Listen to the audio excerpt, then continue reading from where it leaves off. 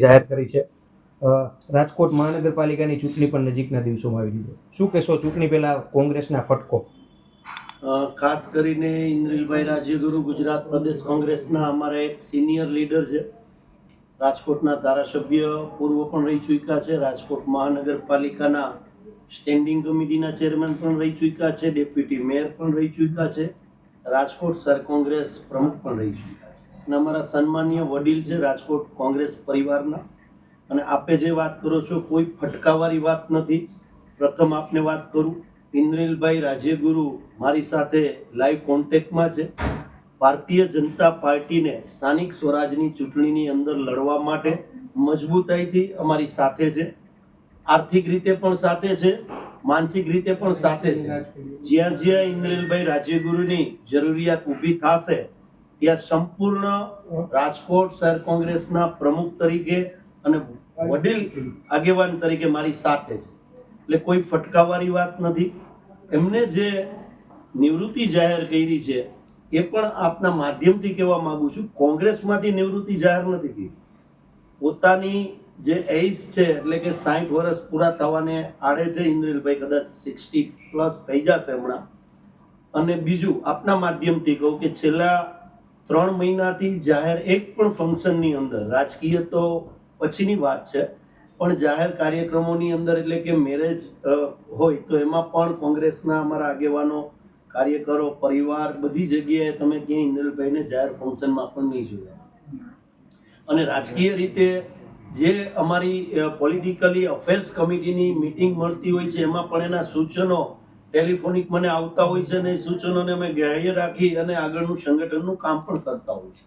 પણ જાહેરમાં આવવાની એમની પ્રતિક્રિયા એટલા માટે કે હવે 35 વર્ષ કોંગ્રેસ પાર્ટીને એમને આપ્યા, 35 વર્ષ રાજકોટ શહેરને એમને આપ્યા, હવે એજના કારણે અને જે 60 વર્ષ થઈ ગયા છે એમને, એટલે થોડા સમય માટે એ જાહેર જીવનમાં કદાચ ક્યાંય પ્લેટફોર્મ ઉપર મીડિયા સમક્ષ અથવા રાજકીય સ્ટેજ ઉપર તમને નહીં જોવા મળે। એ ચોક્કસ એમને જાહેરાત કરી છે, વાતનો સ્વીકાર કરું છું। પણ એ સાથે આજે જ મારે આપ લોકો આવ્યા એ પહેલા જ ઇન્દ્રિલભાઈ સાથે વાત થઈ, ઇન્દ્રિલભાઈ એમ કીધું કે હંમેશા કોંગ્રેસની સાથે છું। 72 જે કોર્પોરેટરોની ચૂંટણી આવી રહી છે એમાં 72 ઉમેદવારોને જ્યાં ક્યાંય આર્થિક મદદ કરવાની થતી હશે ત્યાં પણ કોંગ્રેસ માટે હું કરીશ। જ્યાં સમીકરણો બનાવવાના હશે ભારતીય જનતા પાર્ટીની ભ્રષ્ટાચારી શાસન સામે, ત્યાં પણ હું તમારી સાથે ખભે તો ખભો મિલાવી અને ઊભો છું। માત્ર જે સમય મર્યાદાની વાત છે એમાં તમે બધા યુવાનો જે રીતે કામ કરો છો એમાં મારો ટેકો છે અને હર હંમેશા મારો ટેકો રહેશે। જે કમિટી પ્રદેશ કોંગ્રેસે બનાવી છે એમાં ક્યાંય એમનું નામ નથી આવ્યું, એટલે ક્યાંક ને ક્યાંક જૂથવાદની પણ વાત છે અને નારાજગી પણ છે। શું કહે? જાહેર જીવનની અંદર કોઈ જૂથવાદની વાત એટલા માટે નથી કે કોંગ્રેસ સંગઠન સૂજન અભિયાન જે હાલે છે એ માત્ર કોઈ જૂથવાદ વગર ચાલે છે। તમે આજના દિવસે મારા ઘરે આવીને વાત આપણે કરીએ છીએ ત્યારે હું આપને કહેવા માંગુ છું કે આજે પણ જે કાર્યાલયની જગ્યા કોંગ્રેસ સંગઠનથી મજબૂત થાય એના માટે ઇન્દ્રિલભાઈ રાજ્યગુરુએ કાર્યાલય મને સોંપી દીધું છે કે પાર્ટી મજબૂત થાય। જો એમને પાર્ટી માટે આટલું કર્યું છે અને હજી પણ કરવા એમને જે પોતાની ઈચ્છા દર્શાવી છે મારી યાર વ્યક્તિગત ટેલિફોન કરીને, એટલે હું કોઈ જૂથવાદામાં નથી ગણતો, એટલા માટે નથી ગણતો જૂથવાદ કે પાર્ટીના પ્લેટફોર્મ ઉપર જેમને કામ કરવું છે એ કામ માંગતા હોય ત્યારે એમને કામ મળતું જ હોય છે।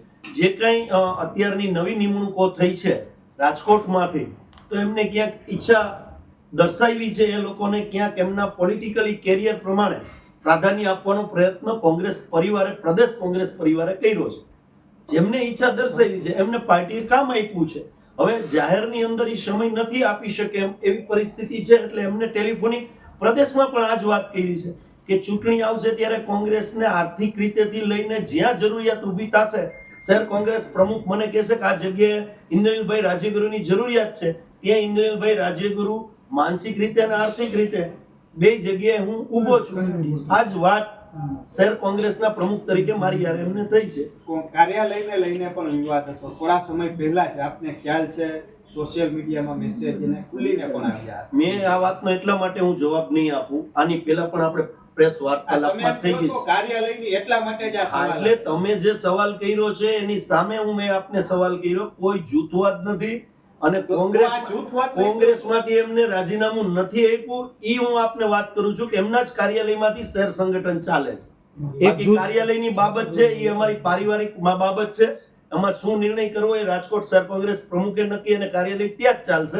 મહાનગરપાલિકાની ચૂંટણી પૂર્ણ થઈ જાય ત્યારે એ જ જગ્યાએથી કાર્યાલય ચાલશે અને એ જ કાર્યાલયથી ચૂંટણી પણ કન્ડક્ટ થવાની છે. કેટલાક નેતાઓ પણ રાજી થયા છે એવું કહી રહ્યા છે, શું કહેશો તમે? જૂથવાદ તો છે રાજદીપભાઈ, આપને પણ ખ્યાલ છે. ક્યાંક હું આપને એક પરિવારની અંદર રાજી થવાનો એટલા માટે જે રાજી થયા હશે એની મને ખબર નથી, પણ હું કોંગ્રેસના પ્રમુખ તરીકે નહીં, એક કોંગ્રેસના પાયાના પથ્થર અને કાર્યકર તરીકે વાત કરું છું કે મારા રાજકોટ શહેરનો કોઈ પણ સિનિયર આગેવાન હોય એ મારા માટે સન્માનીય છે.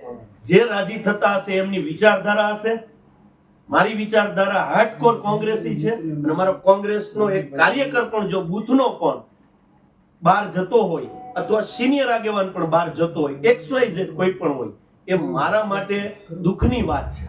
પણ સહકાર આજે પણ મને ઇન્દ્રિલભાઈનો મળશે એવી મારે એમની સાથે ચર્ચા થઈ છે.